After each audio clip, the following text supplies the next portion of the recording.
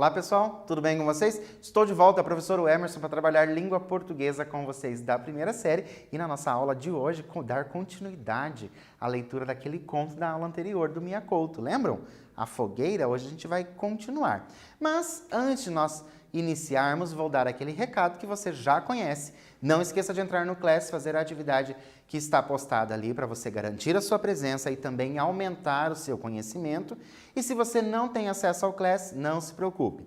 Entre em contato com a sua escola para que você veja quais são as atividades que estão disponibilizadas para vocês fazerem. Lembrando que nós estamos na reta final, sempre dá tempo da gente correr atrás de alguma atividade que a gente não fez. Então, não percam um ano, corram atrás dessas atividades, ok? Vamos ver os nossos objetivos de hoje?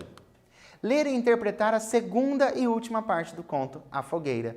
Na aula anterior, a gente começou a fazer a leitura do conto A Fogueira. Nós trabalhamos um pouquinho, pensamos sobre essas personagens que o conto apresenta. Hoje a gente vai ler a segunda e a última parte, a final, né? O que aconteceu, né? Aquela pá, né? Por covar o cemitério da mulher. Lembram disso? Que a mulher nem doente estava? Reconhecer o efeito de sentido decorrente da escolha de uma determinada palavra ou expressão, lembrando que nós estamos falando do português lá de Moçambique, não é o português brasileiro, então a gente vai encontrar aí algumas palavras diferentes.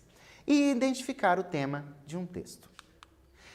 No trecho, a fortuna dela estava espalhada pelo chão, tigelas, cestas, pilão.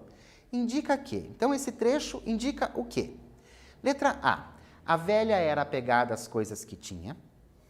Letra B. O casal não possuía bens. Letra C.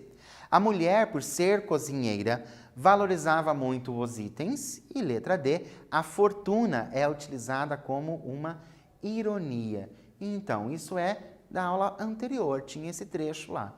A fortuna dela estava espalhada pelo chão, tigelas, cestas, pilão. E o que isso indica? Primeiro, nós tínhamos alguma ideia de que ela fosse cozinheira? A gente tinha esse indicativo de que ela fosse cozinheira? Não apareceu no nosso conto. Então, olha só, é que o casal não possuía bens. Mas, professor, eu achei que fortuna fosse uma ironia. Não, para ela realmente aquilo poderia ser a fortuna, afinal, era o que ela tinha. Então, para quem tem pouco, o pouco pode ser uma fortuna. É isso que a gente tem que pensar. Então, não foi utilizado ali com a ideia de ironia. Só para lembrar, nós estamos lendo A Fogueira, do autor Mia Couto, o autor lá de Moçambique, autor importantíssimo, certo? Então, é bem importante a gente conhecer esse autor. E a primeira atividade, já que a gente vai continuar a ler, a gente tem que fazer uma síntese daquilo que a gente já leu. Então, eu vou dar um tempo para você fazer essa síntese aí no seu caderno e eu já volto.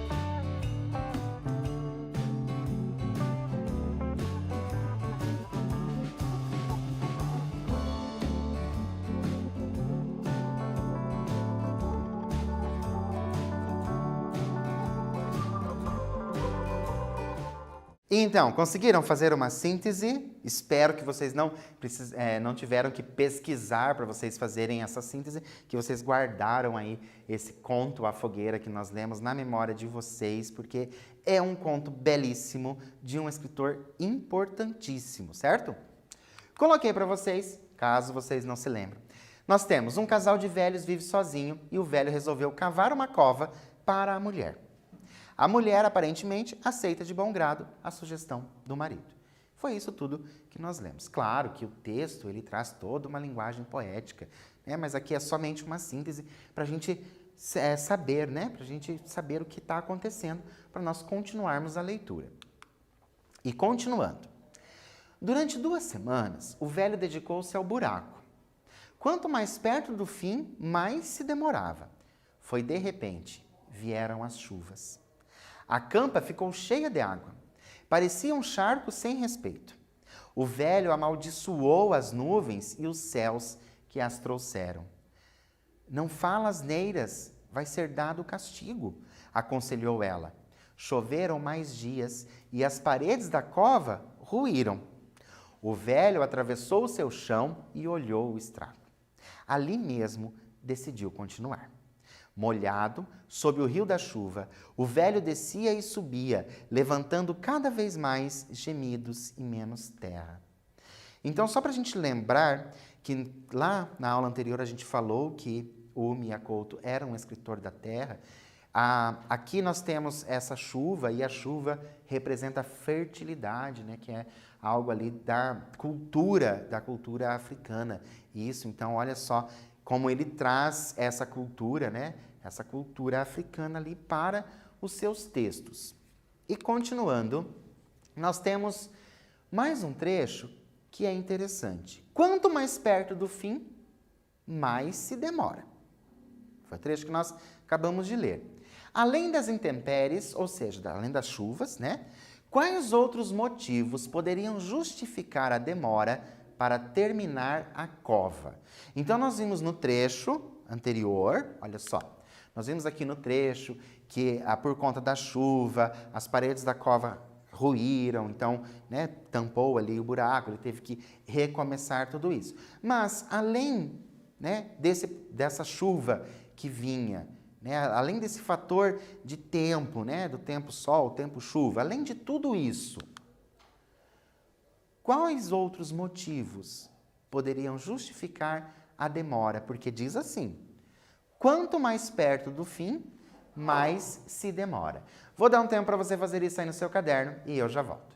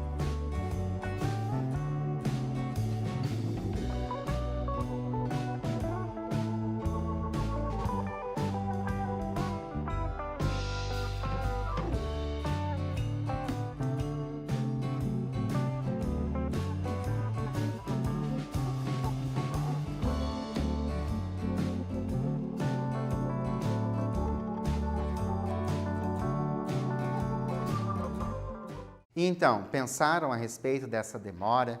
Quais outros motivos poderiam, né, ter ali para que isso acontecesse? Coloquei para vocês de 2 formas. Primeiro, a da forma física. Podemos acreditar que a idade já avançada do marido, a gente sabe que se trata de um casal de velhos, né? E lá na aula anterior a gente viu que a mulher já tinha percebido que ele estava a diminuir, lembram disso? Então, a idade avançada do marido impedia a agilidade. O cansaço acumulado há 2 semanas também pode ser outro fator. Então, eu tenho aí essa forma física, né? O que pode impedir é o físico dele. Por ele ser uma pessoa mais idosa, ele não tem a agilidade, talvez nem mesmo a força. E pensando que ele está cavando essa cova já há 2 semanas, o cansaço vai se acumulando. Então, tudo isso pode fazer com que demore mais. E nós temos também a de forma poética, que a gente vai entender de acordo com tudo aquilo que a gente já leu, que é possível pensar que a demora em terminar a cova tem relação com o adiamento do fato. Ele está fazendo a cova para quem? Para a mulher. Porque, no fundo, ele não desejava a morte da mulher. Então, olha que interessante, quando eu tenho só aqui, quanto mais perto do fim, mais se demorava. Quanto mais perto do fim dessa cova, mais ele demorava. Será que é por conta do físico, né, do corpo físico? Ou será que é ali o lado emocional dele, que no fundo ele não queria que a mulher morresse, por mais que ele estivesse se adiantando até fazendo uma cova para ela? Mas vamos continuar. Sai da chuva, marido, você não aguenta assim. Não barulhe a mulher, ordenou o velho. De quando em quando parava para olhar o cinzento do céu. Queria saber quem teria mais serviço, se ele, se a chuva. No dia seguinte, o velho foi acordado pelos seus ossos, que o puxavam para dentro do corpo dorido. Então, o velho está ali fazendo a cova e ele começa a olhar para o céu, mas ele é uma pessoa teimosa, ele quer saber o quê, né? Quem que vai ter mais trabalho? Se vai ser a chuva que vai acabar destruindo a cova e ele vai ter que refazer, ou se é ele, certo? Continuando, nós temos nesse trecho uma personificação, certo? Personificação, figura de linguagem, que vocês já aprenderam, inclusive aprenderam, além de outros antes, aprenderam comigo. Então, nós temos uma personificação nesse trecho. Não vou fazer a leitura para não facilitar muito para vocês. Vou dar um tempinho para vocês relerem o trecho e encontrar essa personificação e eu já volto.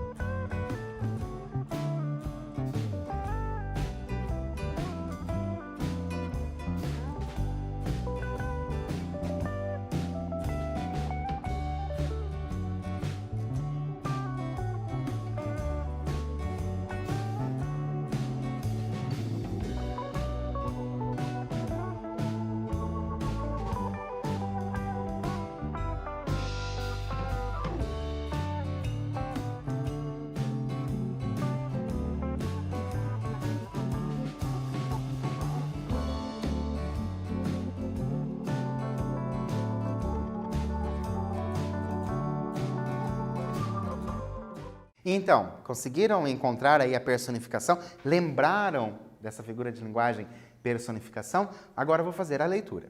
Sai da chuva, marido, você não aguenta assim. Não barulhe a mulher, ordenou o velho. De quando em quando parava para olhar o cinzento do céu. Queria saber quem teria mais serviço, se ele, se a chuva. No dia seguinte, o velho foi acordado pelos seus ossos que o puxavam para dentro do corpo dorido. Então, eu tenho o quê? Olha só. Acordado pelos seus ossos, o puxavam. Então, os ossos fazem a ação. Então, lembram personificação? Lembram dessa figura de linguagem? Que eu vou dar aí ações humanas para outras coisas? Então, essa personificação. Então, ó, os ossos fazem a ação de acordar. Olha só. Acordado pelos seus ossos. Então, essa ação de acordar. Que é do ser humano, e também puxar, outra parte ali do ser humano, puxar, né? Puxar para dentro do corpo dorido. Continuando, estou a doer-me, mulher, já não aguento levantar. A mulher virou-se para ele e limpou-lhe o suor do rosto.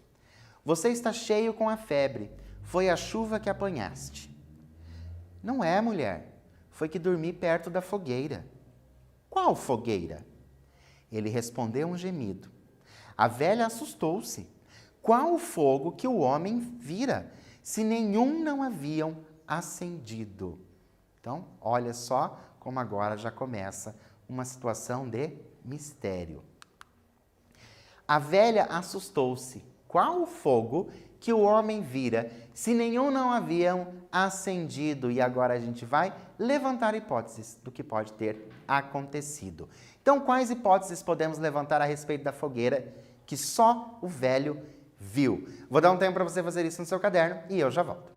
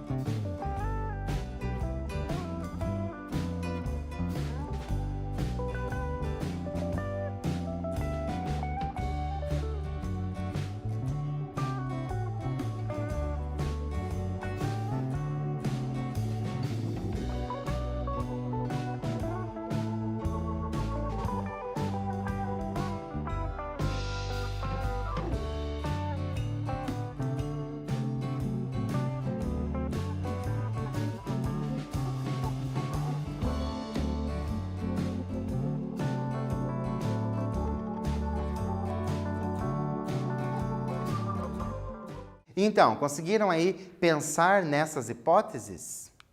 Claro que se trata do quê? De uma resposta pessoal. Por quê? Porque quando a gente vai fazer levantamento de hipóteses, tudo vai depender daquilo que eu já li, daquilo que eu já vi, daquilo que eu conheci mesmo pelo mundo. Então, essas leituras, outras que eu acabo tendo, elas influenciam no levantamento de hipóteses. Mas coloquei para vocês a seguinte coisa. A fogueira pode ser um delírio causado pela febre. Olha só, fogo pode ter relação com calor. E a febre, né, tem ali o calor do corpo. Também poderia ser uma desculpa para o homem não aceitar que estava errado em ficar na chuva. Lembram que o homem disse que não tinha problema ele ficar na chuva? Então, pode ser que ele inventou aí essa fogueira por esse motivo. Mas pode ser também que acaba ali a fogueira, talvez um delírio. Ele está delirando por conta da febre que ele está sentindo por ter ficado na chuva. Continuando, levantou-se para lhe chegar a tigela com a papa de milho. Quando se virou, já ele estava de pé, procurando a pá. Pegou nela e arrastou-se para fora de casa. De 2 em 2 passos parava para se apoiar. Marido, não vai assim, come primeiro. Ele acenou um gesto bêbado. A velha insistiu. Você está a esquerdear, direitar. Descansa lá um bocado. Ele estava já dentro do buraco e preparava-se para retomar a obra. A febre castigava-lhe a teimosia, as tonturas dançando com os lados do mundo. De repente, gritou-se num desespero. Mulher, ajuda-me! Caiu como um ramo cortado, uma nuvem rasgada. A velha acorreu para o socorrer. Estás muito doente. Puxando-o pelos braços, ela trouxe para a esteira. Ele ficou deitado a respirar. A vida dele estava toda ali, repartida nas costelas que subiam e desciam. Neste deserto solitário, a morte é um simples deslizar, um recolher de asas. Não é um rasgão violento como nos lugares onde a vida brilha. Mulher, disse ele com voz desaparecida, não lhe posso deixar assim. Estás a pensar o quê? Não posso deixar aquela campa sem proveito. Tenho que matar-te. É verdade, marido. Você teve tanto trabalho para fazer aquele buraco. É uma pena ficar assim. Sim, hei de matar você. Hoje não. Falta-me o corpo. Olha que interessante como esse velho, ele é teimoso. Né? Ele não pensa na possibilidade, ele não está pensando na possibilidade da cova ser para ele. Por quê? Porque quem tem que morrer é a mulher, porque afinal, de acordo com o nosso velho, a mulher é velha. Certo? Mas nós vamos continuar. Ela ajudou a erguer-se e serviu-lhe uma chávena de chá. Bebe, homem. Bebe para ficar bom, amanhã precisas da força. Lembrando que precisa da força para quê? Certo? Para continuar cavando o buraco. O velho adormeceu. A mulher sentou-se à porta. Na sombra do seu descanso, viu o sol vazar, lento, rei das luzes. Pensou no dia e riu-se dos contrários. Ela, cujo nascimento faltara nas datas, tinha já o seu fim marcado. Quando a lua começou a acender as árvores do mato, ela inclinou-se e adormeceu. Sonhou dali para muito longe. Vieram os filhos, os mortos e os vivos. A machamba encheu-se de produtos. Os olhos a escorregaram no verde. O velho estava no centro, gravatado, contando as histórias, mentira, quase todas. Estavam ali os todos, os filhos e os netos. Estavam ali a vida a continuar-se, grávida de promessas.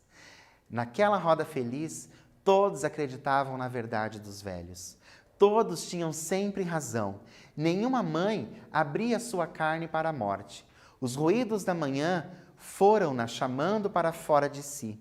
Ela, negando abandonar aquele sonho, pediu com tanta devoção como pedir a vida que não lhe roubasse os filhos. Olha que interessante, novamente o Mia Couto trazendo ali a cultura africana, né? Que, olha só, os velhos sempre com razão, né? Então, dizendo ali que os velhos, então, para a cultura deles, esses velhos vão ficando cada vez mais sábios e as pessoas vão admirando e acreditando e conversando e pedindo conselhos a eles. Procurou na penumbra o braço do marido, para acrescentar força naquela tremura que sentia. Quando a sua mão encontrou o corpo do companheiro, viu que estava frio. Tão frio que parecia que desta vez ele adormecera longe dessa fogueira que ninguém nunca acendera. E assim termina o conto A Fogueira. O conto de Mia Couto, ele faz com que a gente reflita muita coisa. Reflita sobre a vida, certo? Reflita também sobre as condições das pessoas, desses nossos personagens, a aceitação da mulher de tudo isso, né? Porque o marido falou que ia cavar a cova para ela e ela aceitou, então, esse respeito mútuo. E o que nós vimos hoje? Que Mia Couto é um escritor de poemas e prosa, isso a gente já falou também na aula anterior. Os contos do autor exploram a própria natureza humana, nesse falando da morte. A escrita do autor, mesmo em prosa, apresenta linguagem poética, isso a gente conseguiu ver inúmeras vezes no conto dele. O conto A Fogueira integra o primeiro livro de contos do autor e traz em suas linhas muito da cultura africana. Os velhos sábios, a fogueira, a chuva como sinal de fertilidade. Então, Mia Couto faz isso, traz essa cultura. Deixo para vocês novamente o site do autor, miacouto.org, e um filme que foi gravado, né, a partir de um livro dele, chamado O Último Voo do Flamingo. Por hoje, eu fico por aqui, espero vocês na nossa próxima aula e até lá!